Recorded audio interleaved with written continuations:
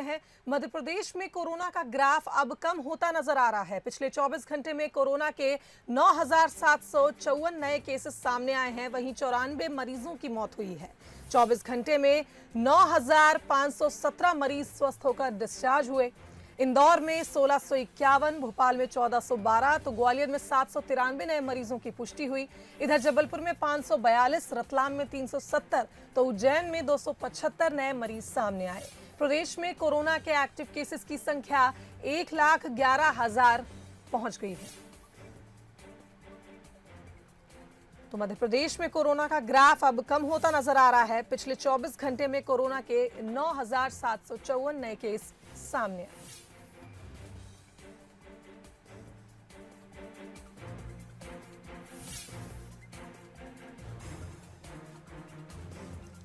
तो पिछले 24 घंटे में रिकवर्ड मरीजों की बात की जाए तो यह आंकड़ा 9,517 पहुंच चुका है।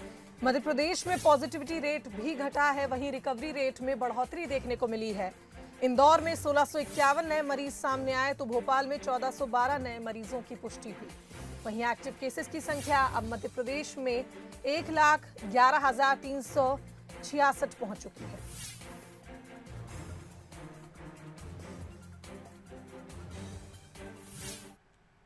प्रदेश में कोरोना की स्थिति को लेकर सीएम शिवराज सिंह चौहान ने समीक्षा बैठक की। मुख्यमंत्री ने इस दौरान रतलाम को लेकर चिंता जाहिर की है। साथ ही नए कलेक्टर कुमार पुरुषोत्तम को निर्देश दिए हैं कि तेजी से स्थिति को नियंत्रित करें, क्राइसिस मैनेजमेंट से बात करें, जन सहयोग से कोरोना कर्फ्यू का पालन सुनिश्चित कराएं और मेडिकल कॉलेज में बिस्तर बढ़ाएं।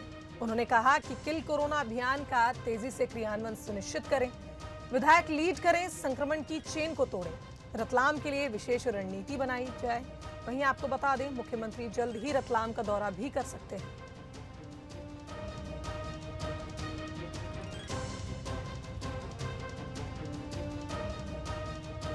तो प्रदेश में कोरोना की स्थिति को लेकर सीएम शिवराज सिंह चौहान ने समीक्षा बैठक की।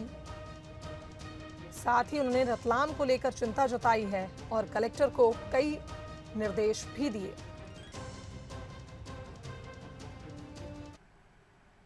कोरोना से उबर चुके लोगों के लिए एक और चिंता भरी खबर है। इंदौर और भोपाल के बाद अब जबलपुर में भी ब्लैक फंगस इन्फेक्शन के मामलों की पुष्टि हो गई है।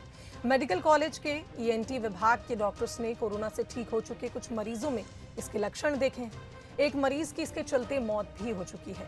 डॉक्टर्स का कहना है कि ये बीमारी कोरोना काल के पहले भी लोगों को होती रही है, लेकिन कोरोना से ठीक हो चुके मरीजों के इलाज में स्टेरॉइड के इस्तेमाल से शुगर लेवल गड़बड़ा जाता है, जिससे ब्लैक फंगल इन्फेक्शन के मामले बढ़ रहे हैं। डॉक्टर्स के मुताबिक इस बीमारी से शुगर और डायबिटिक पेशेंट्स को सबसे ज्यादा खतरा है। आमतौर पर इन्फेक्शन नाक से शुरू होकर आंख और दिमाग तक पहुंचता है। अगर इसे शुरू में ही डिटेक्ट कर लिया जाए तो मरीज ठीक हो सकता है, नहीं तो मरीज की आंख तक निकालनी पड़ती है। कई केसेस में देरी से मरीज की मौत भी हो जाती है। पोस्ट कोविड ये देखा गया है कि व्यक्ति की रोग प्रतिरोधक क्षमता कम होती है और ऐसी अवस्था में ये देखा गया है कि अगर व्यक्ति डायबिटिक है या उसका शुगर लेवल कंट्रोल ना होने के कारण कोई भी इन्फेक्शन जल्दी पनपता है। और अगर जिन व्यक्तियों की ओरल हाइजीन अच्छी नहीं होती है, जहाँ पर फंगस का ज़्यादा संक्रमण होने का खतरा होता है। कोरोना की दूसरी लहर में संक्रमण से ठीक होने के बाद भी इन दिनों लोग कई परेशानियों से जूझ रहे हैं, जिसको देखते हुए शहर के कुछ डॉक्टर्स ने पोस्ट कोविड थेरेपी के जरिए मरीजों को फिट करने की ठानी है। देखिए ये रिपोर्ट। मायावी हो चुका कोरोना वायरस कितना खतरनाक है, ये सब समझ चुके हैं। इस मायावी वायरस की वजह से कोरोना से ठीक होने वाले मरीजों को कई परेशानियों का सामना करना पड़ रहा है। पोस्ट कोविड यानी रिपोर्ट नेगेटिव आने के बाद भी लोगों में सांस फूलना, छाती में दर्द, दबाव जैसी कई समस्या सामने आ रही है। ऐसे में राजधानी भोपाल के कुछ फिजियोथेरेपिस्ट ने मरीजों की पोस्ट कोविड रिकवरी में ऑनलाइन मदद करने का जिम्मा उठाया है, वो भी बिल्कुल फ्री। भौतिक चिकित्सा कल्याण संघ पेशेंट्स को पोस्ट कोविड थेरेपी के जरिए लंग्स और मसल्स को रिकवरी में मदद दे रहा है।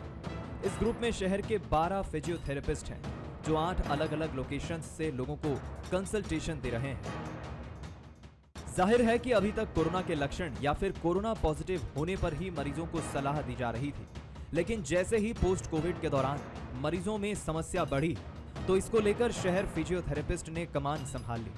डॉक्टर्स मरीजों को वीडियो कॉल पर एक्सरसाइज और डेली रूटीन को लेकर सजेशन देते हैं। वहीं जिन लोगों की सांस फूलने लगती है, ऐसे पेशेंट्स को स्पायरोमीटर से धीरे धीरे सांस लेना और सांस रोकना सिखाते हैं। दूसरी लहर के बीच अब तीसरी लहर की भी बात हो रही है।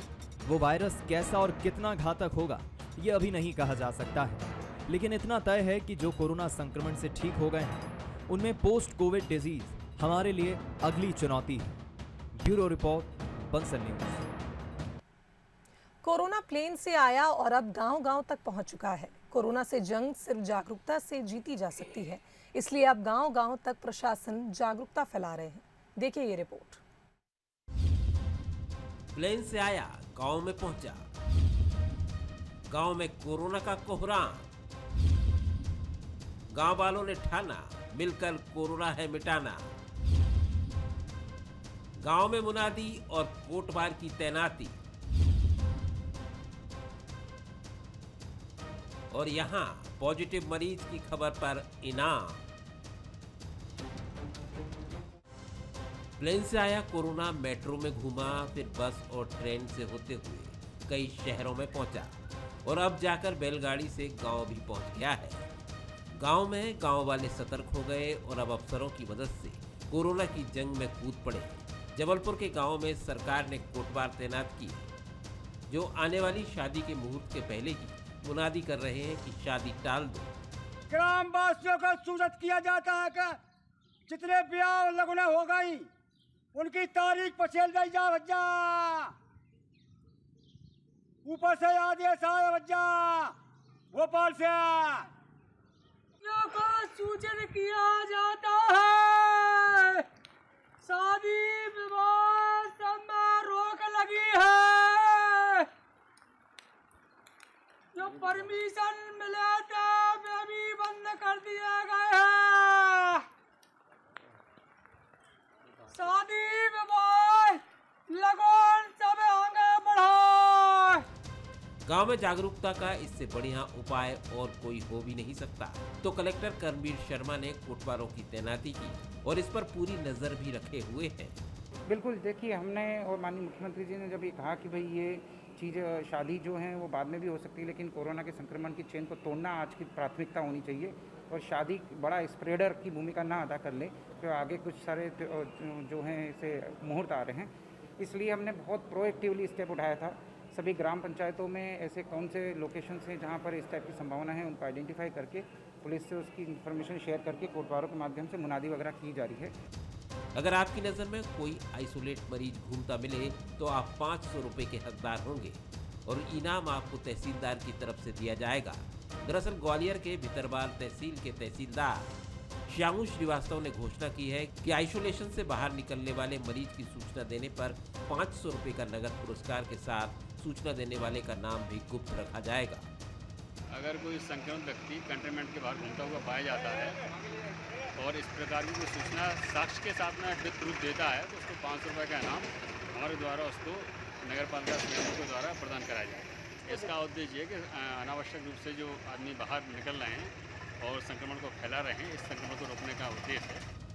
जनाब, कोरोना तो गांव तक पैर पसार चुका है। वैज्ञानिकों का कहना है कि जल्द ही तीसरी लहर भी आ सकती है, लेकिन कोरोना गाइडलाइन को मानते हुए हम कोरोना से जंग जीत सकते हैं। जबलपुर से अमित सोनी और ग्वालियर से प्रहलाद सेन की रिपोर्ट। चलिए आगे बढ़ते हैं। शिवराज कैबिनेट की मंगलवार यानी आज वर्चुअल बैठक हुई। कल यानी मंगलवार वर्चुअल बैठक हुई जिसमें कई अहम प्रस्तावों पर मुहर लगी।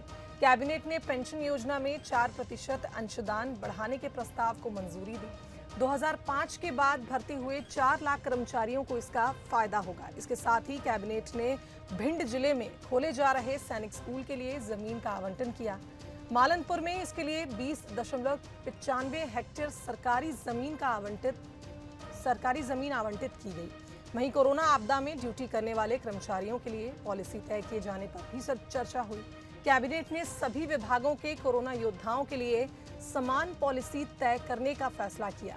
सभी को समान रूप से सहायता राशि देने पर भी सहमति बनी। वहीं ब्लैक फंगल इन्फेक्शन के बढ़ते खतरे को देखते हुए राज्य स्तरीय कमेटी बनाने का फैसला भी लिया गया।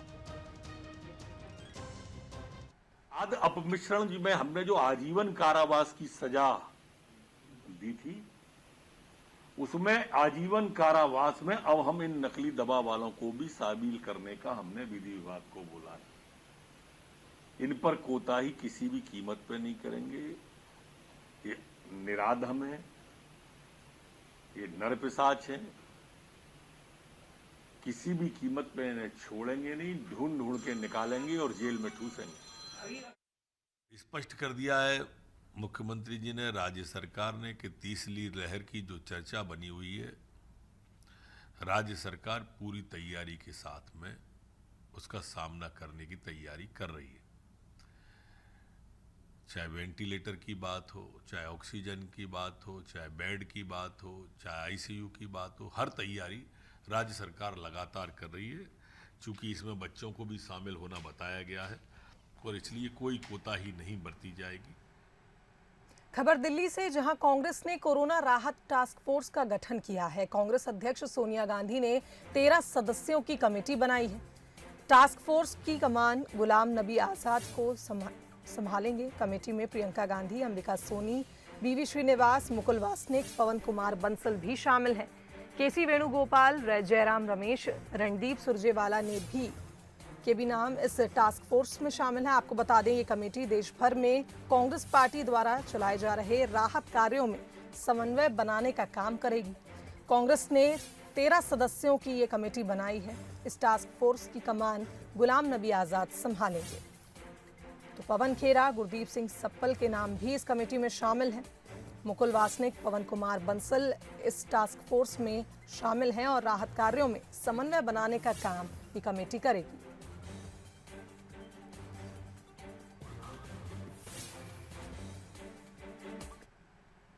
वहीं खबर जबलपुर से, जहां कैदियों की महामारी पैरोल पर रिहाई के मामले में अब हाईकोर्ट ने 16 पन्नों का आदेश जारी किया है। कोर्ट मित्र और डीजी जेल के सुझावों पर आदेश जारी हुए। साथ ही हाईकोर्ट ने कहा है कि हाई पावर कमेटी रिहाई का फैसला लेगी। हाईकोर्ट ने भी सजायाफ्ता कैदियों को 90 दिन के पैरोल पर छोड़ने के लिए 5 सुझाव दिए हैं। वहीं हाईकोर्ट का कहना है कि 12 मई को हाई पावर कमेटी इन सुझावों पर फैसला लेगी। 17 मई को मामले पर अगली सुनवाई होगी। वहीं जेलों में बंद 45,582 कैदियों पर फैसला 17 मई को होगा। तो जेलों की कुल क्षमता 28,675 कैदियों के लिए है। कैदियों की महामारी पैरोल पर रिहाई मामले में हाईकोर्ट ने 16 पन्नों का आदेश जारी किया।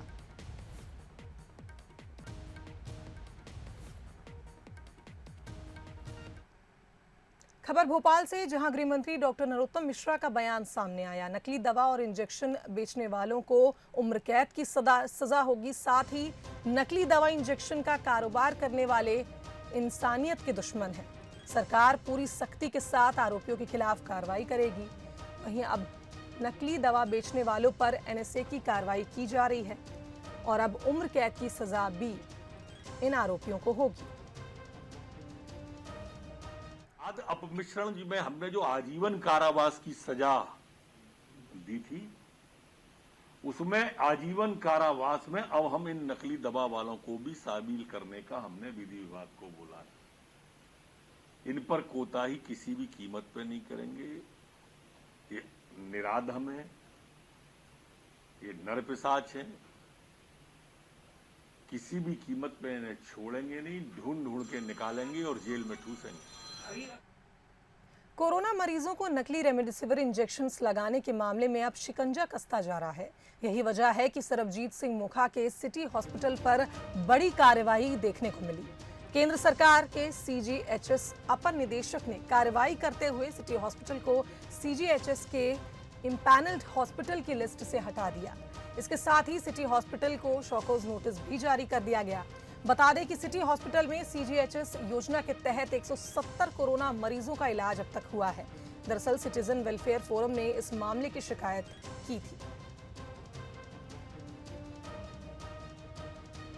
केंद्रीय स्वास्थ्य मंत्रालय के सेक्रेटरी श्री राजेश भूषण साहब को और CGHS के additional secretary director general Shri Alok Saxena ji को एक लिखित शिकायत मेल पर की थी कि सिटी हॉस्पिटल चूँकि गलत कामों में लिप्त है, नकली इंजेक्शन के यूज़ करने के मामले में उसके ऊपर FIR दर्ज हुई है, इसलिए इसको CGHS के पैनल से अलग कर दिया जाए और इसके जितने भी बिल CGHS के पास लंबित हैं उनका भुगतान रोक दिया जाए।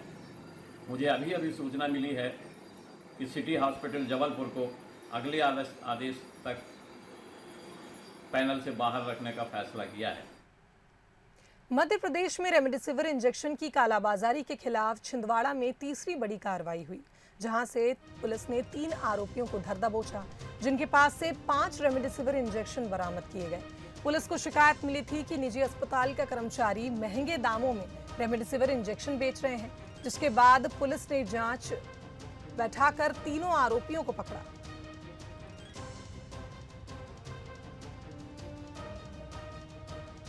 मुखबिर के माध्यम से एक सूचना प्राप्त हुई थी, जिसमें कुछ व्यक्तियों द्वारा किसी ऐसे व्यक्ति से संपर्क साधने का प्रयास किया जाने की बात सामने आई थी, जिसमें वो रेमडेसिविर इंजेक्शन को अधिक कीमतों पर बेचने की बात कर रहा था। पुलिस को सूचना प्राप्त हुई तो पुलिस ने इसमें घेराबंदी करना शुरू की।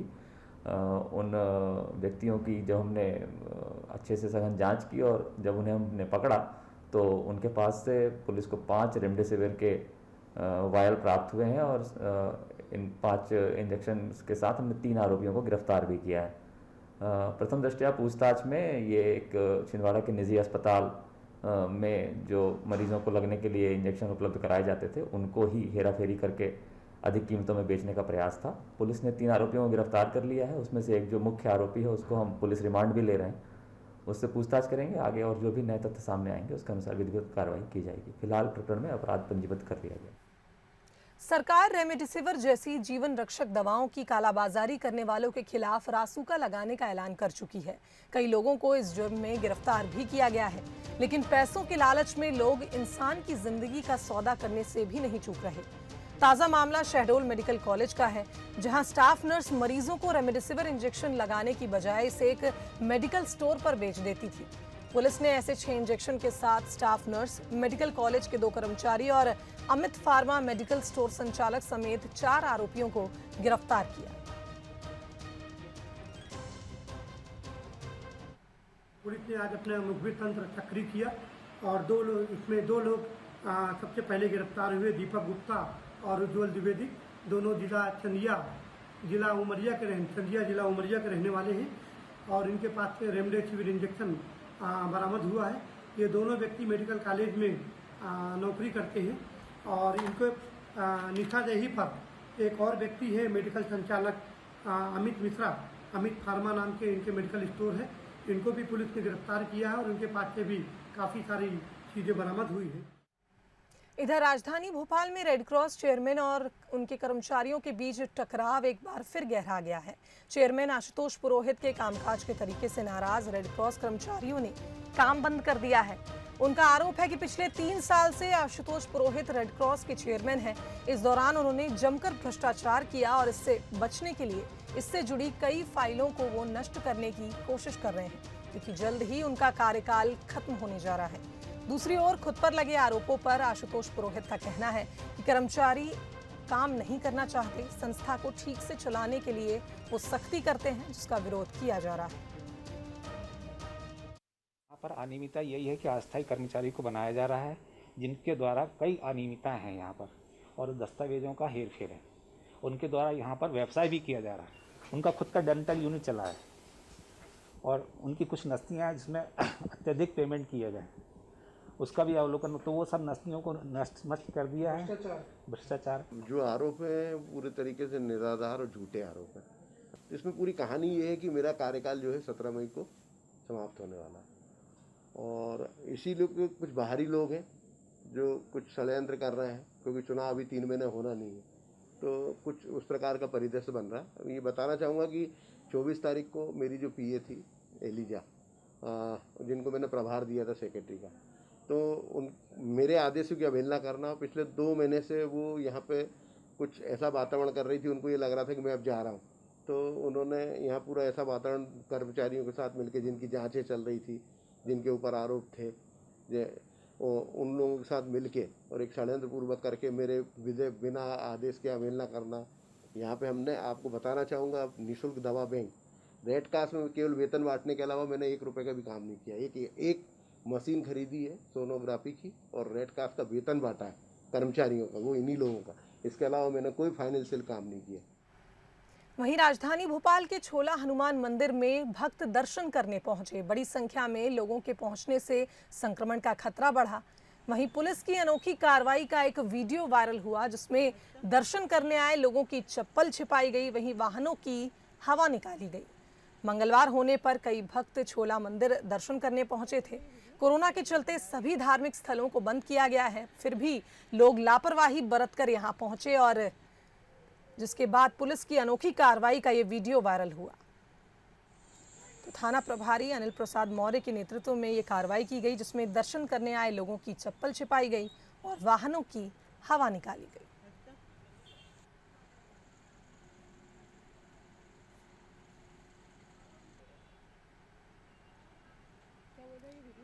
तो लगातार लोगों को समझाइश दी जा रही है कि घरों से बाहर ना निकले। उसके बावजूद बड़ी संख्या में लोग हनुमान मंदिर पहुंचे दर्शन करने के लिए, जिसके बाद पुलिस की अनोखी कार्रवाई का वीडियो वायरल हुआ।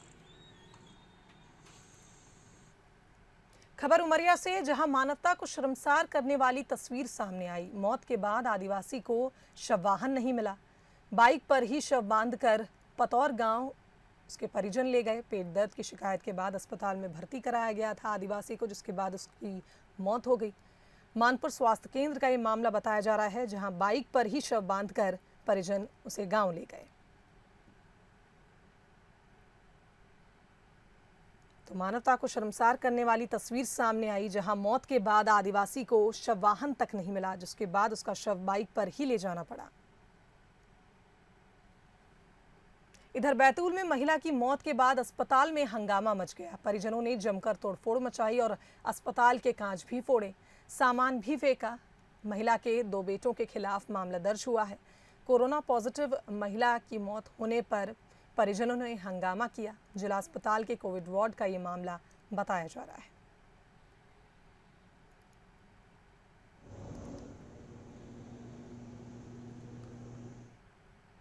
कोरोना मरीजों के बेहतर इलाज के लिए डॉक्टर्स जी जान से जुटे हैं। इसके लिए हर वो तरीका आजमाया जा रहा है जिससे मरीजों को फायदा हो सकता है। ऐसा ही तरीका आजमा रहे हैं खरगोन के सनावद में कोविड सेंटर्स के डॉक्टर्स। यहाँ दवाइयों के साथ साथ कोरोना मरीजों का मनोवैज्ञानिक तरीके से इलाज हो रहा है। उन्हें संगीत थेरेपी दी जा रही है।